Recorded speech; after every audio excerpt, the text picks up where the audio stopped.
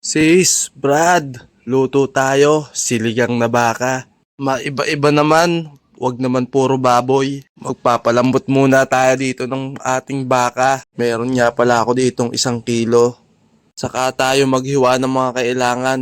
Kangkong, labanos. Isunod na din natin kaagad dito yung sitaw. Sunod na din natin dito yung okra. Then, gabi. Siyempre, hindi mawawala yung ating sibuyas. Then, kamatis. 1 kamatis lang para hindi mabilis mapanis. Then, yung baka natin, medyo malambot na. Hiwain na natin. At maglagay na tayo ng konting mantika. At atin na itong gigisa ang ating sibuyas, kamatis, at ang ating karne. Haluin natin ng konti. At saka natin lagyan ng konting paminta. At konting tubig.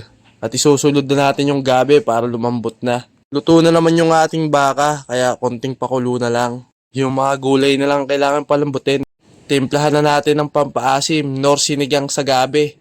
Then halu-haluin lang natin, isunod na natin to siling green, labanos, okra at sitaw. At itong ating kangkong. At lagyan natin ng konting tubig pa, asin at patis. Sis, Brad, konting kulo na lang to at tayo'y kakain na. At luto na nga yung ating sinigang na baka. Tayo'y kumain na, sis, Brad. Mong tatandaan, kaya ka nagtatrabaho para kumain. Kaya wag na wag mong titipirin yung sarili mo, basta sa pagkain.